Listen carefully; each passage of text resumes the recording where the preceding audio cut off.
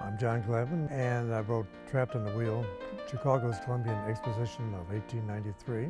They were all set with one concept of the fair, which was to have 50 countries come over with their 50 kinds of architecture and have 50 different ways of viewing the world. The original architect, John Root, was a hands-on kind of guy. So he went down Jackson Park, which is almost all swamp, and he got his hands into the swamp and he caught malaria and he died 1 year before the fair was supposed to open. So that put Burnham in a real tight spot. He was sort of trapped by that situation. So he called up his New York friends and told them, okay, come on over with a neoclassical style, all white, and we'll have to do that. So they did a great job, and it became known as the White City, but it wasn't intended to be that. And when I talked to Eric Larson, who wrote that wonderful book, Devil in the White City, I asked him, what's the most difficult obstacle you had? He said, well, it was convincing his own editors that the events and the objects and the rides at the fair were actually true. For instance, the Ferris wheel is 2.5 times the one that's down at Navy Pier in Chicago.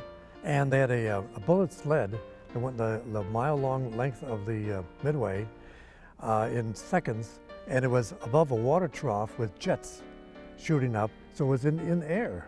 There are so many amusing things, like Buffalo Bill was déclassé, so the big shots in Chicago said, no, we can't have these horses doing their thing inside.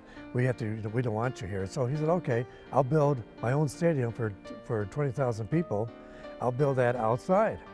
So it was a sellout every day. So it was a lot of fun. And plus a lot of food was first introduced. Hamburger, Cracker Jack. Hershey came over and he had a stand. He decided to launch into his own Hershey bar after that. The father of Walt Disney came and he was always impressed with it, and he kept talking to Walt about it. Walt was a little kid. So Walt kind of grew up with this magic place with the theme park concept. They brought Amstead over from New York. He was the one that did Central Park. He said, no, wait a minute, Chicago. We've got the Lake Michigan right here. We've got, we could use the parts of the swamp as canals. He envisioned a Venice in Chicago. So that was his dream. The Museum of Science and Industry was an original. It was the art building.